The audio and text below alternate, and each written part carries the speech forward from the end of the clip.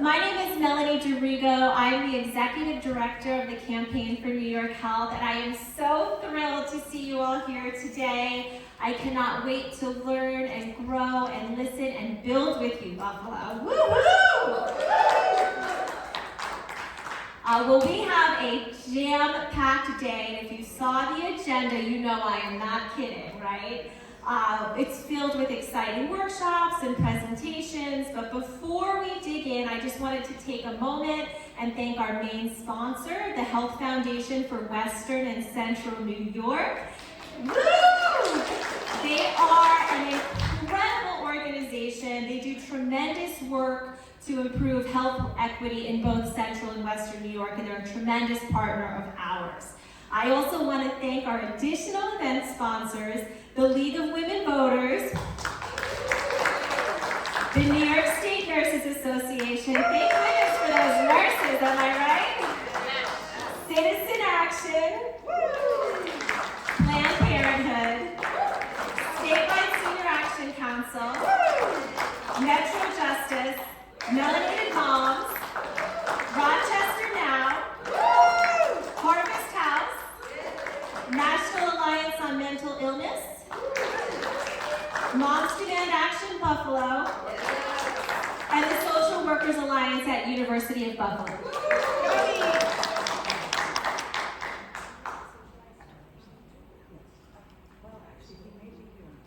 Okay, we may have to do a little juggling of our schedule, as sometimes that happens. Our keynote is in the building, but he's trying to make his way to us. But we'll make that determination shortly. Otherwise, we've got a great presentation that we will begin first. We'll just go a little out of order. But before we dig into the content of today's event, I do want to begin with some community rules. Are we familiar with community rules? It's okay if you're not. Raise your hand if you are. Okay, great. So if you're not, here's how it works. I'm going to say some statements that we all agree to make this a successful day. And if you agree, you say yes. And if there's an issue, you can let me know. But I don't think there will be, all right? So I'm going to go ahead and read them. Today, I will be present and open to learning, growing, listening, and sharing space with my fellow attendees. Yes, I love that. If I share my thoughts or ask a question, I will be mindful to let other participants share before I ask another question or share additional thoughts. Yes. That was important because we all get excited, right? So you just have to, be mindful of others in this space. Because we have a very tight schedule today, I agree to do my best to follow the schedule and keep the energy of the day moving. Yes. Woo, I love that. Okay, so I think at this point, since the pastor, George Nichols, who I'm so excited to hear from, he will be speaking to us. I think he's having just a little bit of difficulty finding us. We're going to just switch the order, and I'm going to bring up our partner, Alice Carley, who is the council president of Metro Justice. Yeah, she's amazing. She's an amazing anchor partner of the Campaign for New York Health. And while today, all of our workshops will do a deep dive into, actually, hold on, here we go. Why don't we ask the pastor if he wants to take a minute? We can do either. Hi. Good, how are you? That's okay.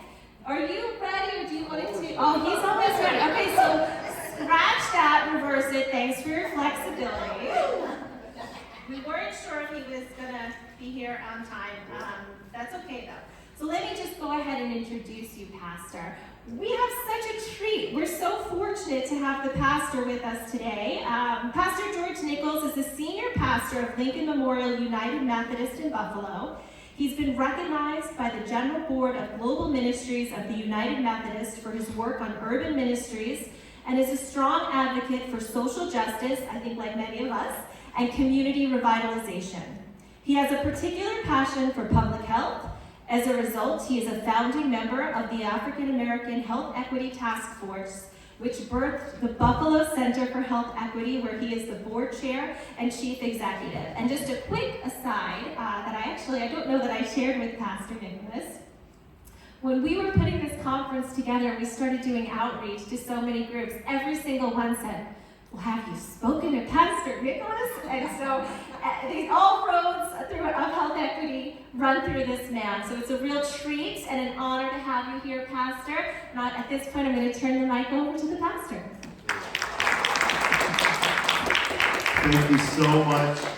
Excuse me, I've been in the building for a few minutes. I've just been trying to find where you are. And so I just want to just share a few words with you about the issues as it relates to health equity, race, how we got to this point of all these disparities, and then some of the things that I think we need to make a commitment to do. And let me first commend you on your work.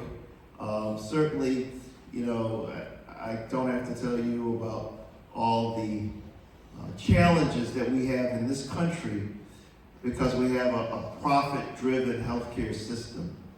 And when you have a profit-driven anything, those who are least connected to the levers of power and influence are those that receive the least services. And certainly when you think about this historically as people of color, the African American community, the experience of African Americans in this country, we have experienced a heavy burden of the inequalities that are baked into the American experience and are expressed through some very troubling health outcomes.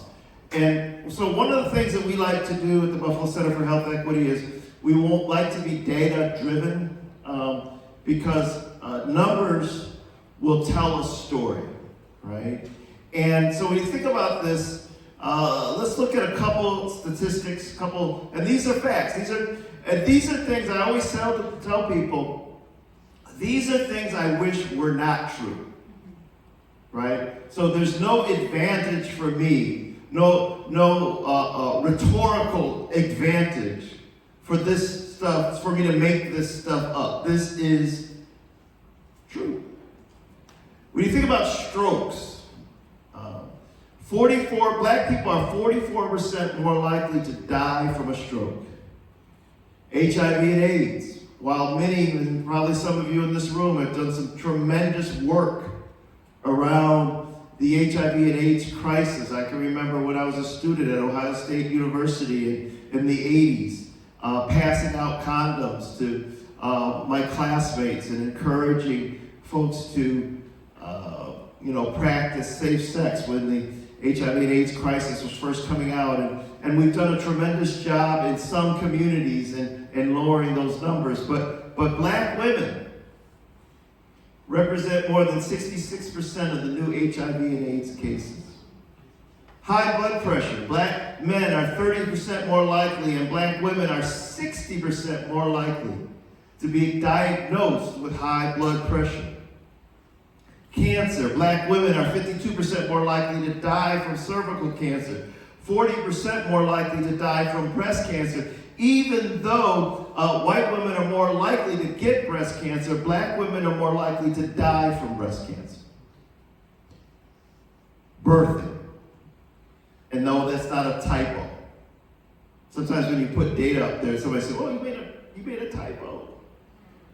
Black women are 243% more likely than white women to die from pregnancy and childbirth-related causes. And in Western New York, we have some of the worst outcomes in America. Heart disease. Black people are 25% more likely to die from heart disease. So this is just a sample. I could go through every chronic disease. You could just like popcorn and say, and every last one of them, African Americans have a significantly higher prevalency rate and fatality rate than white people in America. There have been some great heroes who have worked in the field of health equity, and one such man is a man named Dr. Paul Farmer. Ever heard of this guy? Yes. If you haven't, Google him, look at him. He's such a tremendous man. And he said these words: the idea that some lives matter less is the root of all that is wrong in this world.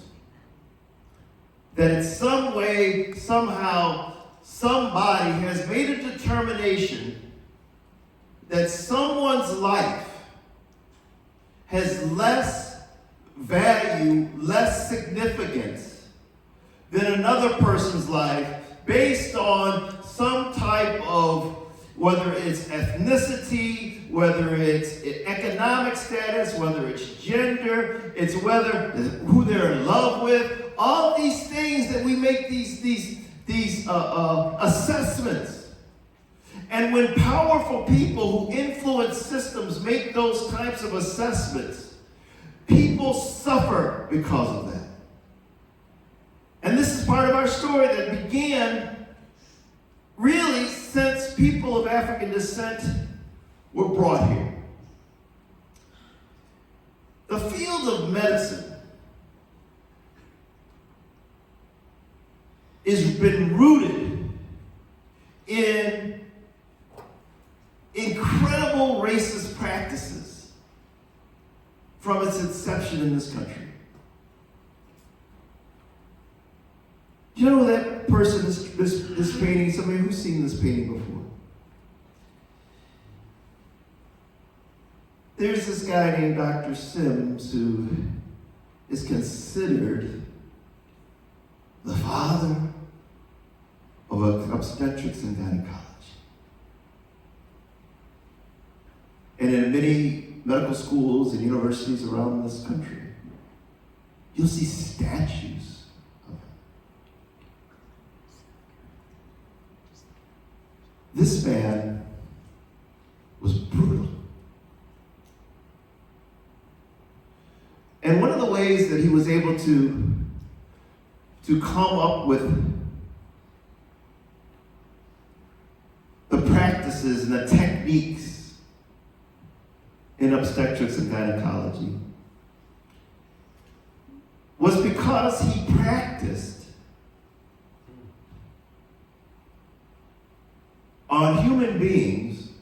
See, and I use that term human beings because if you use the term slave, then you can begin to start giving some rationale about why, right?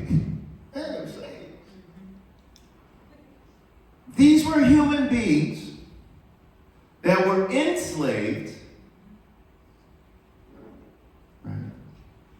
And he would practice his techniques on, and one of the things that he would want to think about, and it was how much pain a person could endure. And Sims wasn't the only one. There were many of the doctors during this time when people were enslaved practiced on human beings, some pediatrics. There's a story of how this one doctor split the skull of a small child. And so when that's the foundation, and then when these things are not properly put in context, when we start talking about having license and authority over women's bodies, men's bodies, children's bodies, this just didn't start like the last 50 years, 25 years. This has been baked into the history and the culture and the story of America. And when you have that kind of history, and what was so crazy about this in this painting is here Lucy, 18, right? And her having no authority over her body, and then the two other enslaved women who were enlisted in helping in the procedure.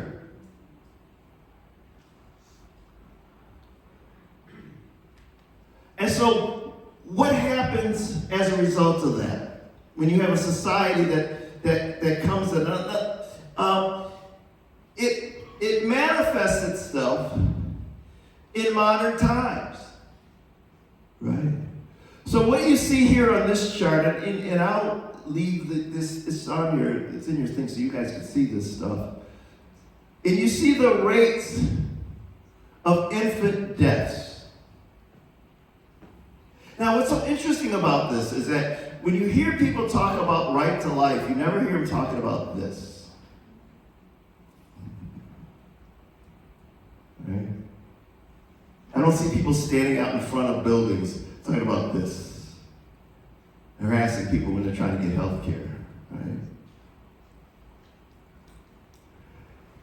But what's interesting about this, in the conversation, one of the conversations that we kind of had historically in this country in the liberal or progressive movement is this kind of conversation about class and race, right? And sometimes we've allowed ourselves to be tricked into trying to make this kind of a binary choice. You know, don't misinterpret the book Caste as Wilkerson making a statement that you have to make a choice on whether it's race and class. I don't think that was her thesis, right? But when you look at this issue here, you see the rate for the richest black mothers, right? And the rate for the poorest white mothers. So even when you make adjustments in the context of maternal health, and even when you make economic adjustments, black women still have worse birth outcomes. And two of the most powerful and wealthiest black women walking on the planet Earth, Beyonce Knowles and Serena Williams, almost died giving birth simply because they were not listened to. Let me show you who else who wasn't listened to. She wasn't listened to either.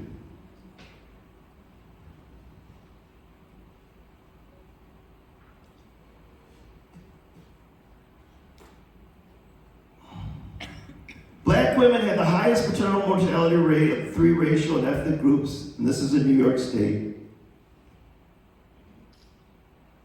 2.3 times higher. So why do we see this? And I'm going to go through these quickly. The social determinants of health. You guys know, we know what that is, right? We all know what that is, right? The social determinants of health is not some left-wing theory, right? Trotsky did not create the social determinants of health, right?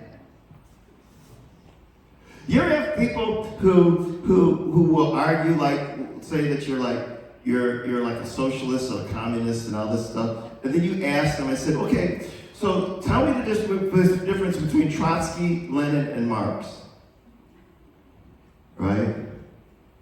And they think you're talking about Groucho, John, right? I mean, completely have no understanding, right? It's incredible to me the lack of intellectual insincerity and laziness that dominates policy conversations in this country right now. That people just throw stuff out, no research, no academic or intellectual context, that is just saying stuff. Well, the issue around the social determinants of health is something that came from the World Health Organization, or is promoted by the World Health Organization. The CDC talks about the social determinants of health.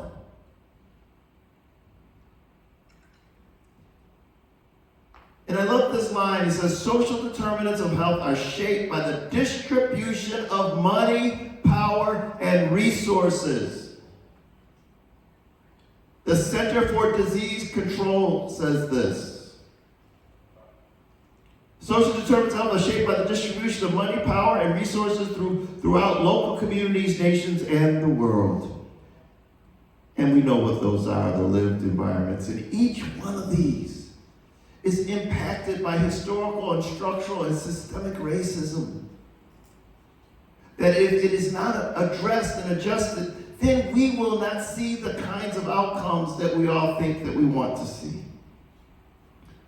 African Americans are more likely to die at early ages for all causes. Diabetes, hypertension, heart disease, breast cancer, cervical cancer. Just whatever, just pick one. Pick one. And in every last one, we're more likely to die. So one of the things about the social determinants of health is the distribution of money and power, power, or wealth. So here today in the United States of America, year 2024, the wealth gap between African Americans and whites, and there's different data, but it falls in between $15 to 1 or $18 to 1. So what does that mean? For every dollar of wealth, we're not talking about income, we're talking about wealth. Now, income impacts wealth, right? Sure. A white person has $18 for every one for black. What is one of the best sources of increasing wealth? Your house, right? Home ownership, the black community going down. Do you remember that mortgage crisis that we went through in America? 50% of black people lost their wealth during that. 50%. Fill this stuff up. Right? And some of those same actors that were part of that crisis or engineered that, from Goldman Sachs and all these other places, Geithner and Summers and all them, were pointed to the Treasury Department by an administration that many of us campaigned for and were so excited about and were crying the night that person was elected.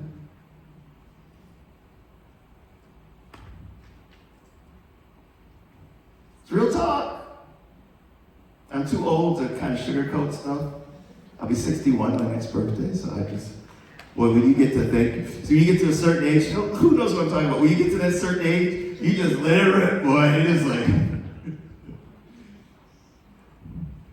But you see this huge wealth gap that persists. Now, if we're talking about the social determinants of health, we're talking about the lived environment, then we see this reality of these wealth gaps. Then how do we get to health equity without addressing this? You can't build a program to address this. Programs can do things to help it, but you cannot address that unless you make systemic and structural changes in how we operate as a country.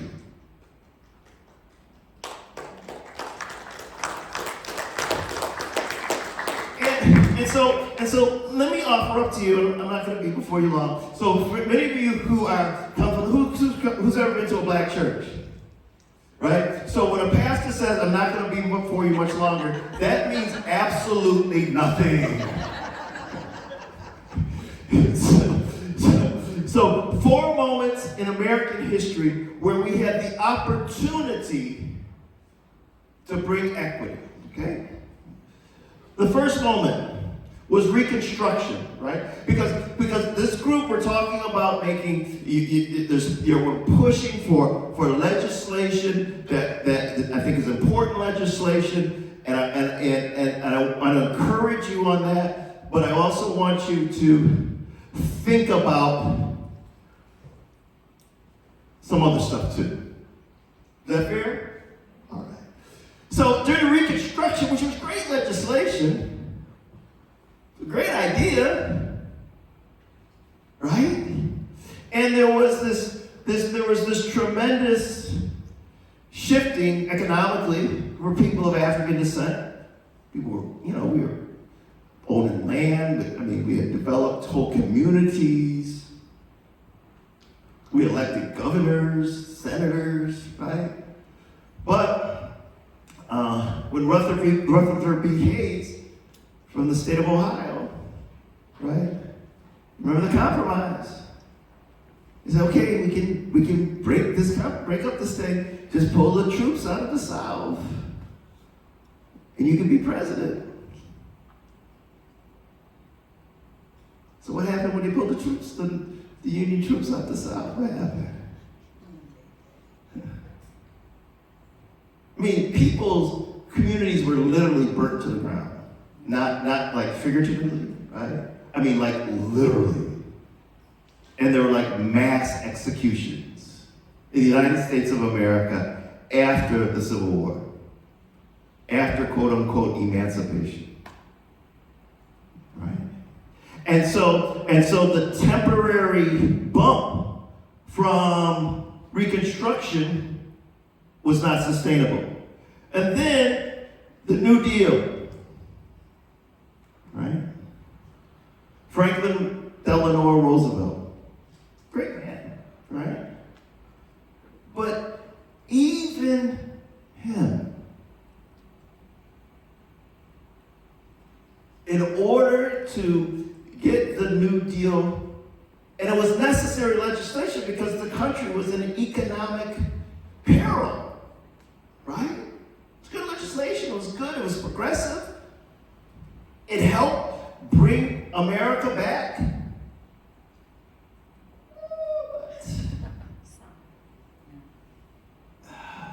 It can't be for everybody.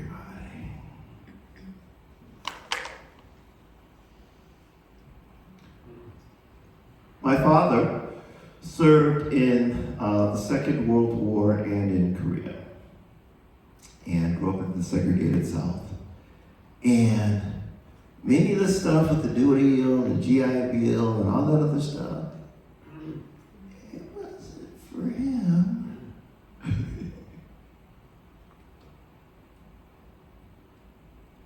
And so racist practices were actually built into the legislation.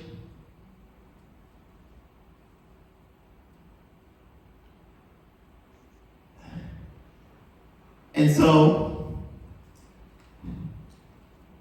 the next movement, the Johnson Great Society program, right?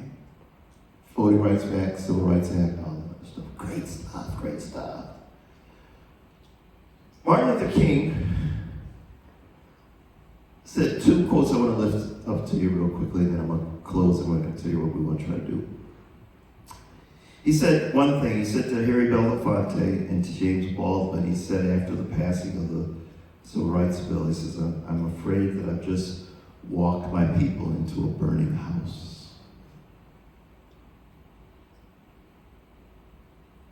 And then he also said that what good is it to be able to sit at a lunch counter if you don't have enough money to buy a hamburger? Structural change, systemic change. The fourth movement, right now. Right now. And I'd say the window is closing, it's going like this. Right? So with the stuff that went on with COVID-19 and that exposed the inequalities that many of us have been talking about for years, right? He was, oh, wait a second. Those people over there, they have high rates of diabetes and asthma. Who knew?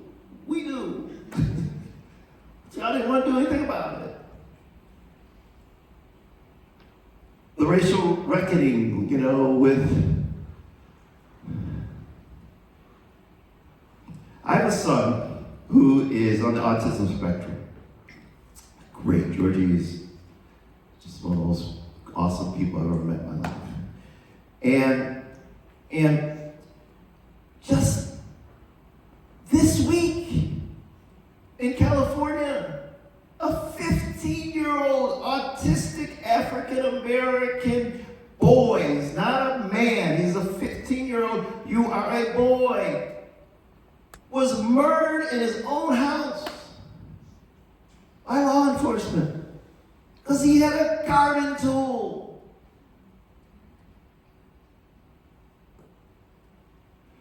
Now, if anybody has any autistic children or knows, they can be extremely unpredictable, but they wouldn't harm a fly.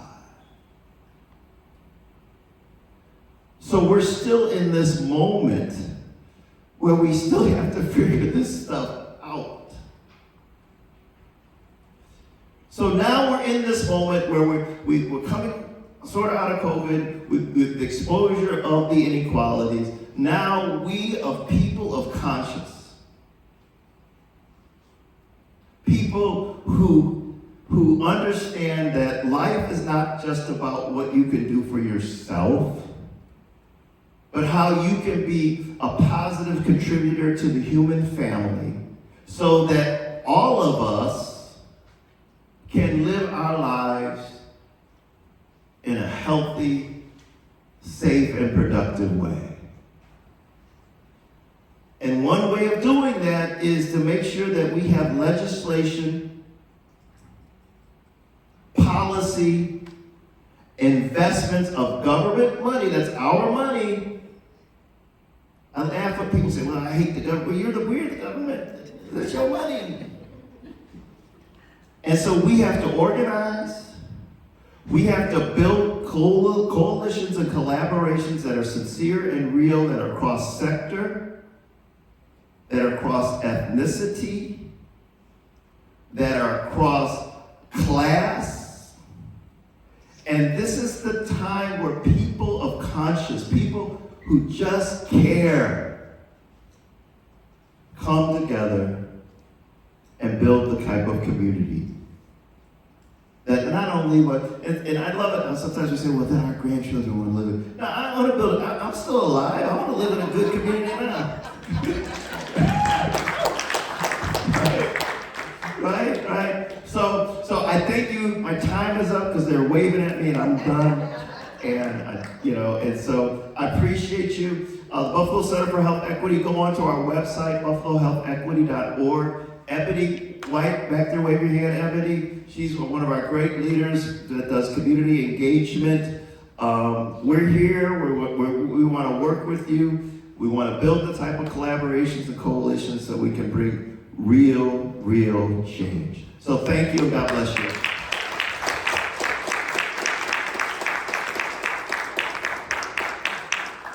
Incredible. Let's hear it for the pastor one more time.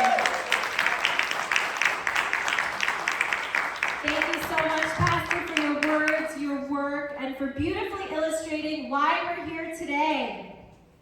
In order to address the inequalities and racial disparities, as the pastor said, we need systemic change. And I hope by the end of today, you'll be as inspired as I am to continue to build together for a more just world, for one that we all deserve.